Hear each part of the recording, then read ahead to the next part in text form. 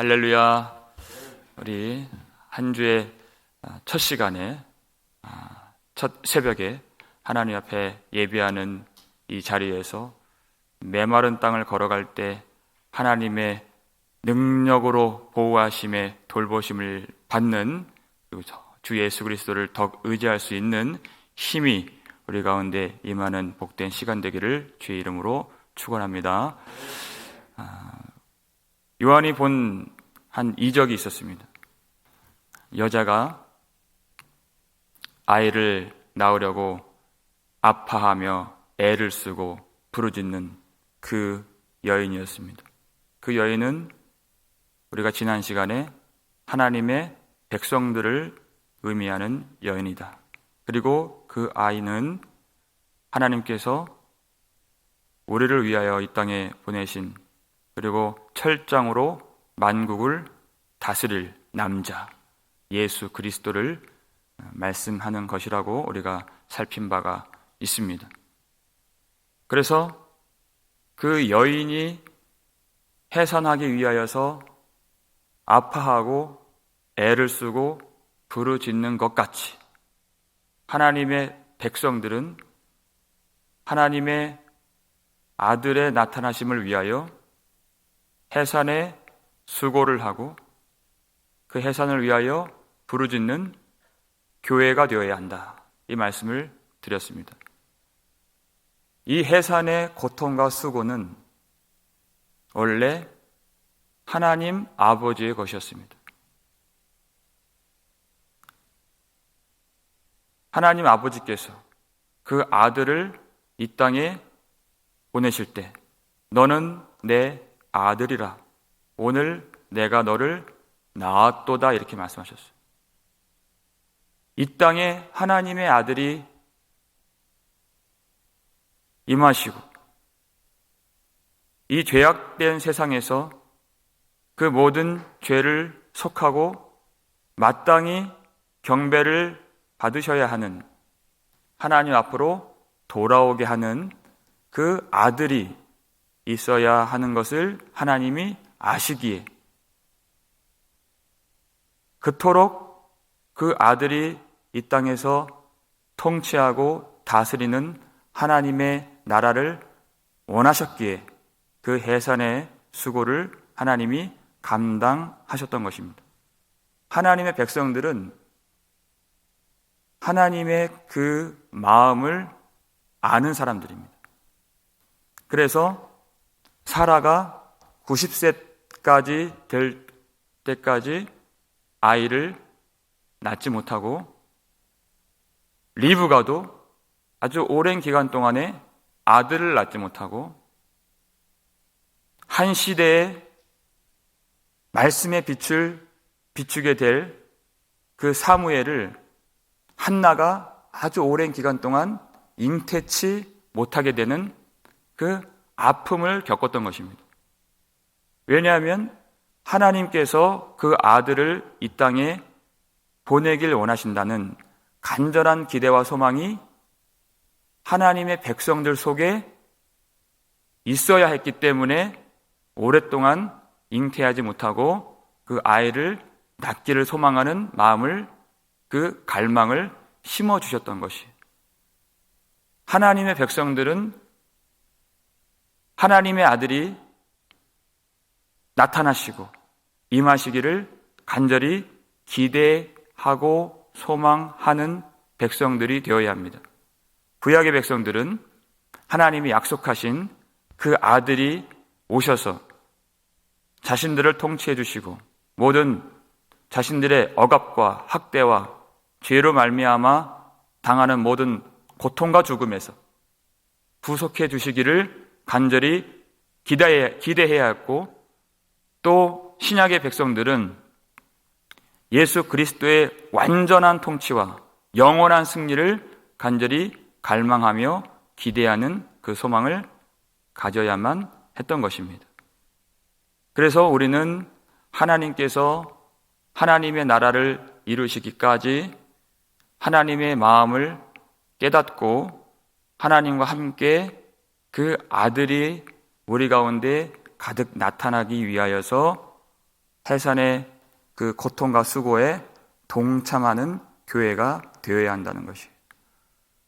이 땅 끝까지 예수 그리스도께서 통치하시고 이 땅의 많은 사람들이 예수 그리스도의 형상을 입고 하나님이 그들을 예수 그리스도로 말미암아 하나님의 아들로 삼아주시고 예수 그리스도로 말미암아 이루어질 그 나라가 완전히 성취되도록 우리는 그날을 기도하고 기다리고 소망하고 또 아파하고 하나님과 함께 우리가 그 일을 이루어 나가야 하는 것입니다. 하나님의 백성들의 그 소망과 기대가 어디에 있는가? 이 땅은 하나님의 백성들이 그렇게 아파하고 애쓰고 부르짖어야 하는 땅입니다. 왜 그러한가? 오늘 말씀에 그 내용이 이어집니다. 3절을 함께 보겠습니다.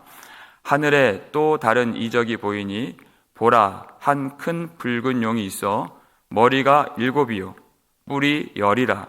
그 여러 머리에 7 왕관이 있는데 그랬어요. 자, 1절에서는 한 여인의 그 환상을 보았는데 3절에서는 한 큰 붉은 용의 그런 이적과 환상을 보았습니다. 근데 그 형상이 머리가 7이요 뿔이 10이라. 그리고 여러 머리에 7 왕관이 있는데 여러분 7이란 단어가 벌써 2번이나 쓰였습니다. 여러분 요한계시록에서 특별히 사도 요한이 7이라고 하는 개념을 가지고 올 때 우리는 누구를 떠올리게 됩니까? 우리 구주 예수 그리스도.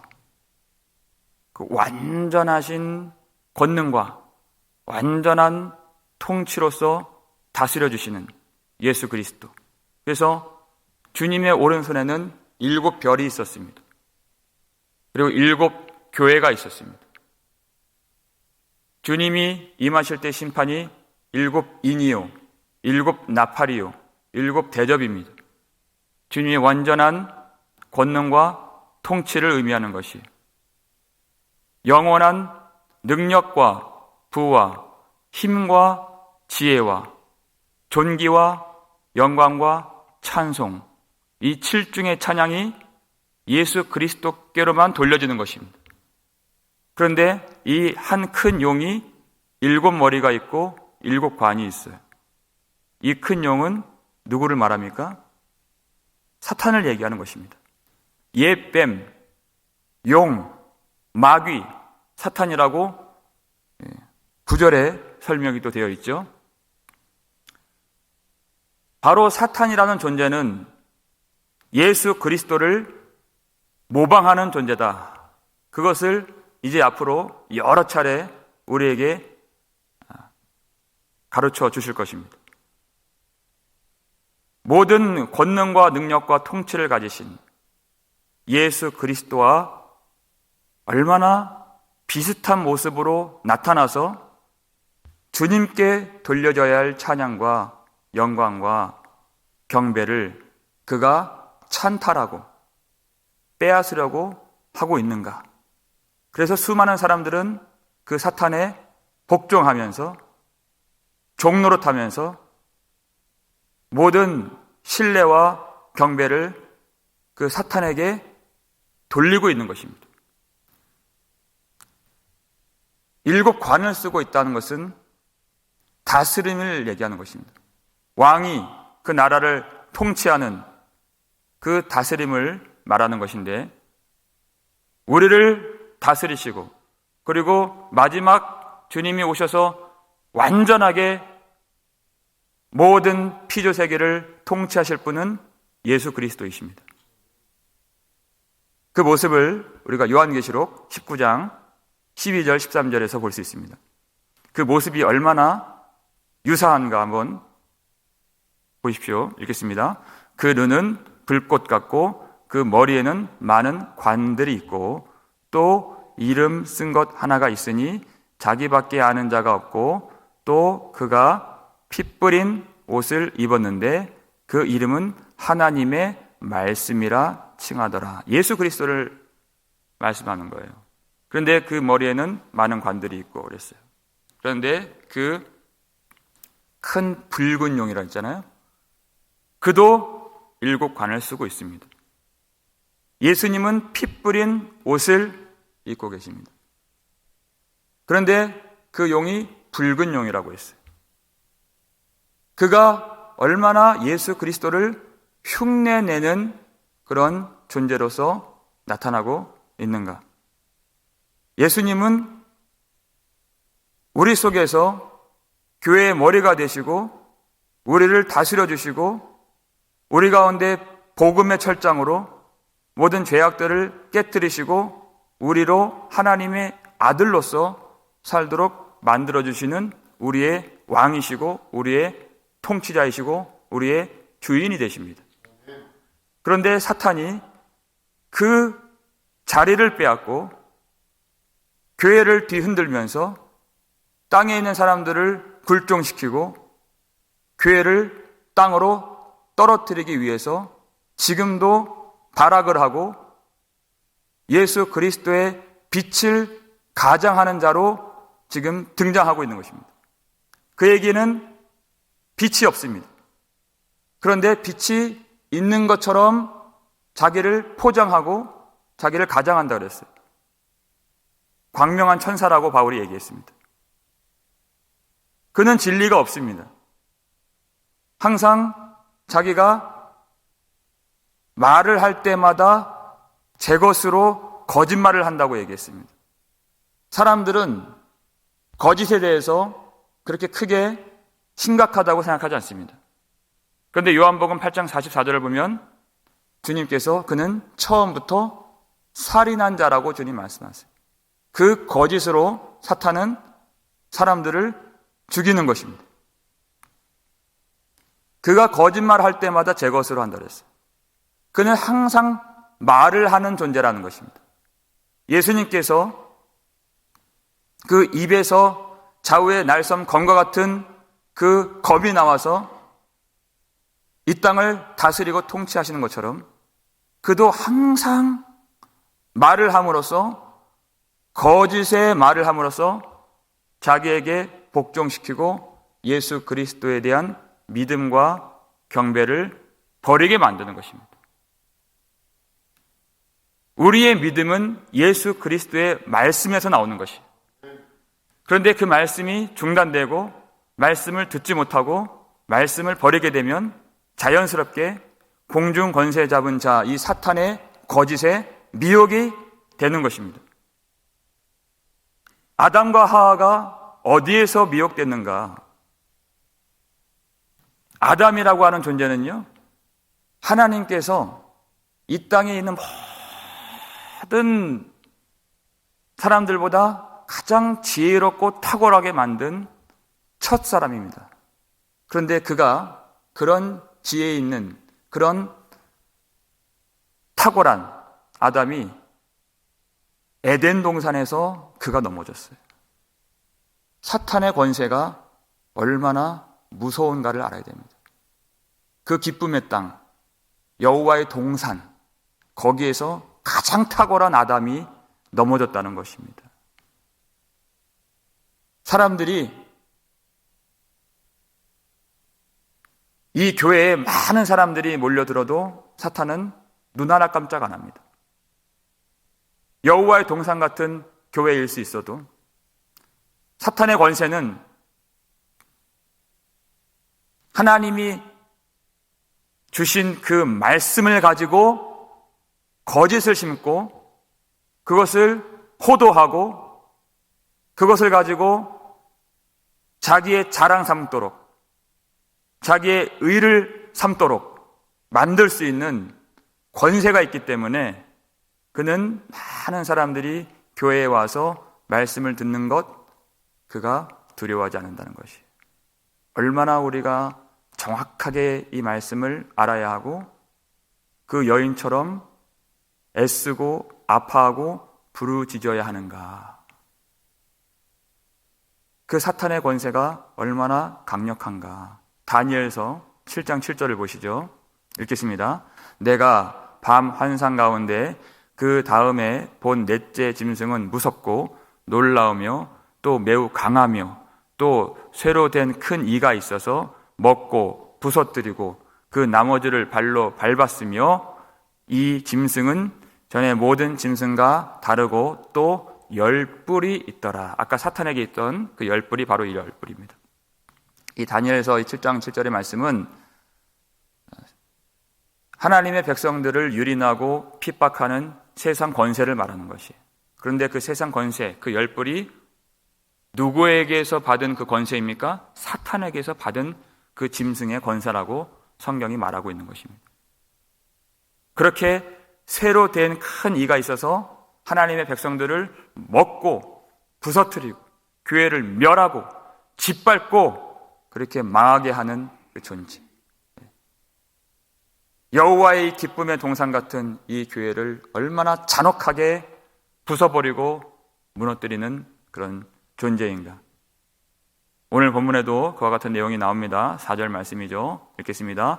그 꼬리가 하늘의 별 3분의 1을 끌어다가 땅에 던지더라. 용이 해산하려는 여자 앞에서 그가 해산하면 그 아이를 삼키고자 하더니 그랬어요. 우리가 지난 시간에도 하늘의 별을 하나님의 백성들로 우리가 해석을 했습니다. 그중 3분의 1을 끌어다가 땅에 던져버린다는 것이, 이 땅, 교회를 그렇게 해하고 그중에 많은 사람들을 그렇게 땅으로 던져버릴 수 있는 그런 권세가 있는 사탄이에요. 그런데 그렇게 시험하고 영적으로 시험하고 육적으로 핍박을 가한다는 말인데, 그렇게 하는 최종 목적이 무엇입니까? 해산하려는 여자 앞에서 그가 해산하면 그 아이를 삼키고자 하더니 그랬어요. 하나님이 이 땅에 보내시고 하나님의 백성들을 구원케 하실 그 아들, 만국을 철장으로 다스릴 그 남자, 하나님의 아들 메시아 예수 그리스도를 삼키고자 그 일을 한다는 것입니다. 그래서 사탄이 예수님이 이 땅에 오셨을 때, 그때 예수님이 나셨던 그 시점을 기점으로 해서 2년 동안 태어난 아이를 다 죽인 것이, 그 아이를 삼키고자 했기 때문에. 근데 그 일이 실패로 돌아갔죠. 그렇지만 그 일로 말미암아 그 지경에 있던 수많은 아이들이 죽임을 당했어요. 그리고 그 아이를 낳았던 어머니들이 눈물을 흘렸습니다.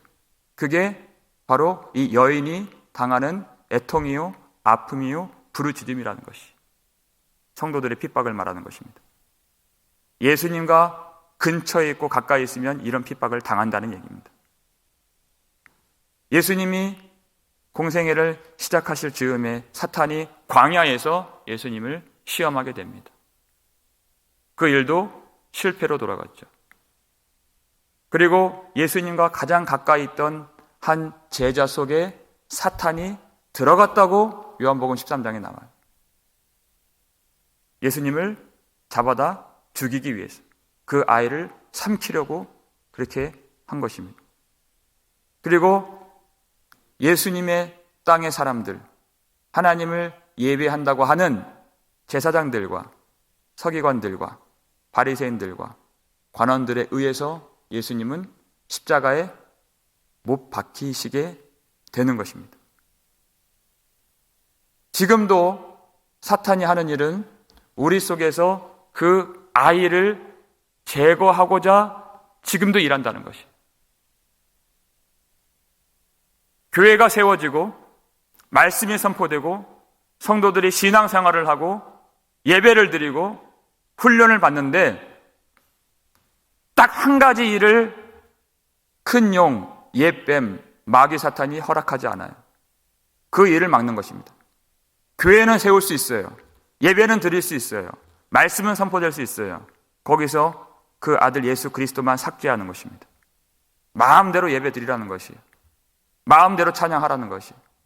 그런데 그 마음속에 예수 그리스도를 헤아리지 못하도록, 말씀을 보면서 예수 그리스도를 발견하지 못하도록, 삶 속에서 예수 그리스도를 의지하지 못하도록, 핍박도 했다가 세상의 즐거움도 주었다가 유혹도 했다가 우리 마음과 귀를 다 빼앗고 예수 그리스도에게서 멀어지게 만드는 것입니다.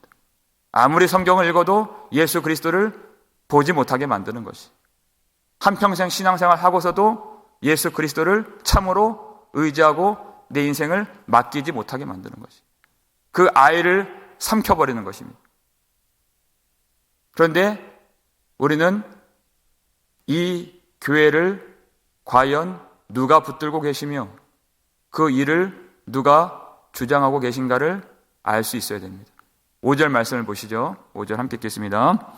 여자가 아들을 낳으니 이는 장차 철장으로 만국을 다스릴 남자라.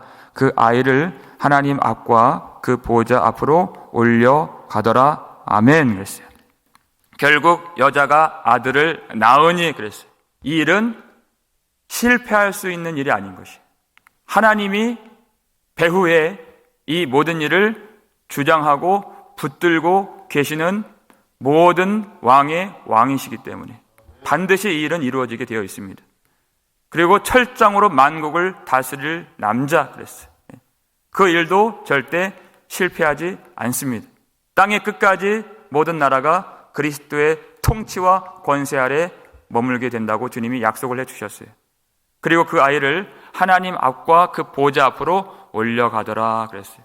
예수님이 십자가에서 죽으셨다는 말씀이에요. 그렇지만 하나님께서 예수를 사흘째 되던 날 다시 일으키시고 예수님을 하늘로 올라가도록 예수님이 승천하신 것입니다. 그 일들을 하나님이 이루심으로써 그들은 예수를 죽이려고 했지만, 그리고 죽이는데 성공한 듯 보였지만, 예수님을 삼켜버렸지만, 그 일이 예수 그리스도의 실패가 아니요, 하나님께서 우리의 모든 죄를 속하시고 이 땅을 예수 그리스도의 통치와 권세 아래에서 하나님 나라 되도록 하시기 위한 하나님의 지혜요, 하나님의 능력이요, 예수 그리스도의 승리가 된다는 것을 우리에게 가르쳐 주신 것입니다. 우리 교회는, 성도의 신앙은, 우리의 인생은 이 일들을 영광으로 승리케 만들어주신 하나님 손에 있다는 것을 우리는 반드시 알아야 되는 것이에요. 그 무서운 그 이빨로 성도를 멸하고 먹고 부서뜨리고 또 그 발로 짓밟는 열불 가진 그 사탄의 권세가 지금도 성도들의 영혼을 미혹하고 육신의 핍박을 가하고 경제적으로, 사회적으로 고립시키고 압박하고 우리의 믿음과 예배와 찬양을 삼켜버리려고 하는 이때 우리가 반드시 기억해야 될 말씀, 오늘 본문 6절 말씀입니다. 함께 읽겠습니다. 그 여자가 광야로 도망하매 거기서 1260일 동안 그를 양육하기 위하여 하나님께서 예비하신 곳이 있더라. 아멘. 그랬어요. 이 하나님을 기억해야 되는 것이, 하나님께서 살아계시고 하나님께서 예비하신 곳이 있더라 그랬어요. 근데 그 여자가 어디로 도망갑니까? 광야로 도망가는 것이에요. 광야는 사람이 살 수 있는 곳이 아닙니다. 우리의 지성을 가지고, 우리의 판단을 가지고 광야로 도망갈 수 있는 사람은 아무도 없어요. 그런데 거기에 죽음의 땅에, 그 사지에 하나님께서 예비하신 곳이 있기 때문에 우리는 광야로 갈 수가 있는 것입니다.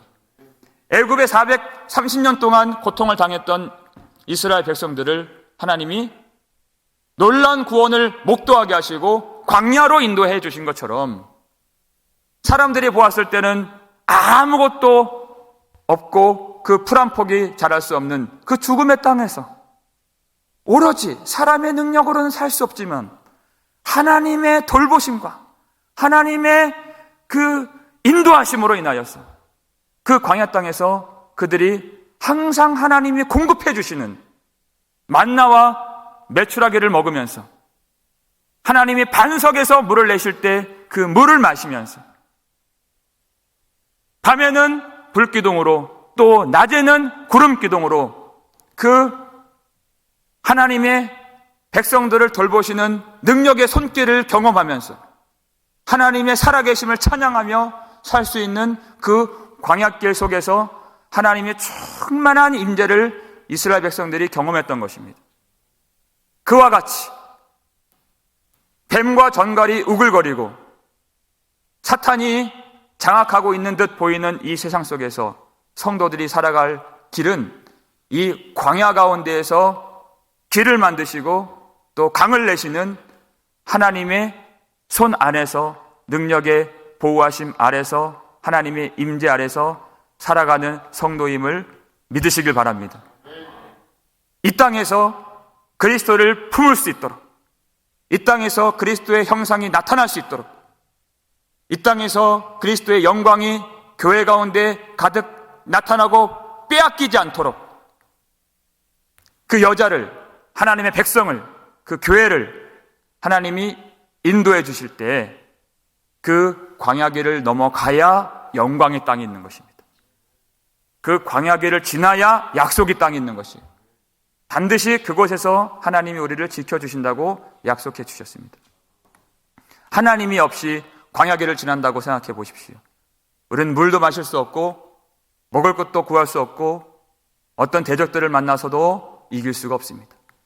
하나님이 예비하신 곳이 있더라. 하나님이 그들과 함께 하시고 그 예비하신 곳이 있었는데 이스라엘 백성들에게 성막이 있어서 하나님을 예배하고 그 임재를 경험하고 하나님의 말씀을 받고 하나님의 용서를 받았던 것처럼 하나님이 세우신 교회와 예배와 성도들의 모임을 통하여서 하나님은 이 핍박이 가득하고 시험이 가득한 이 땅에서의 성도들을 지켜 보호해 주신다는 것입니다. 1260일 대환란의 극심한 시련 속에서도 이 교회 시대 마지막 날 예수 그리스도께서 완전한 통치와 권세로 임하시기까지 교회를 보호하시고 그 믿음을 지켜주시고 하나님의 영광의 능력으로 임재하시는 그 돌보심의 손길을 경험하여 주 예수 그리스도를 품고 주님을 더욱 의지할 수 있는 저와 여러분 되시기를 주의 이름으로 축원합니다. 아버지 하나님 감사를 드립니다. 오늘 우리에게 이 말씀 주셔서 오늘도 믿음으로 살 수 있는 힘과 용기와 위로를 내려주심에 감사를 드립니다. 하나님, 이 험한 세상 말씀을 떠나서 살 수가 없고 거룩한 은혜의 장막을 떠나서 살 수가 없사오니 이 광야 같은 인생에서 끝까지 주님을 의지하고 주님이 예비하신 이 거룩한 예배의 현장에서 주님을 바라보며 주님의 임재를 충만하게 누릴 수 있는 복된 성도들 다 될 수 있도록 축복하여 주시옵소서. 극심한 시험이 있습니다. 마음의 눌림이 있습니다. 미혹이 있습니다. 또 거짓에 넘어질 여러 가지 위험 요소들이 있습니다. 하나님, 이 땅에서의 삶들을 주님께서 불쌍히 여겨 주옵시고 하나님, 우리의 생각으로는 도망갈 수 없는 그 광야 길에서 하나님이 항상 성도들과 함께해 주시고 1260일 그 모든 인생의 여정 가운데에서 하루도 빠짐없이 주님이 우리를 양육해 주시고 돌봐주시고 훈련케 해 주셔서 예수 그리스도 형상이 온전하게 나타나며 그리스도의 통치와 권세가 우리 가운데 나타나 최후 승리를 얻기까지 돌보시는 하나님과 함께할 수 있도록 도와주시옵소서. 믿음 약해지지 않도록 도와주시고 두려워하지 않도록 도와주시고 환난이 극심한 날에도 질병으로 고통하는 날에도 항상 하나님이 복을 주시고 은혜를 주시고 믿음을 더하여 주셔서 주 예수 그리스도와 함께 하나님의 영광 안에 머물러 주님을 예배하고 찬송하는 승리하는 백성들 다 될 수 있도록 축복해 주시옵소서. 감사를 드렸고 우리를 구속해 주신 예수 그리스도의 이름으로 축복하며 기도 올렸나이다. 아멘.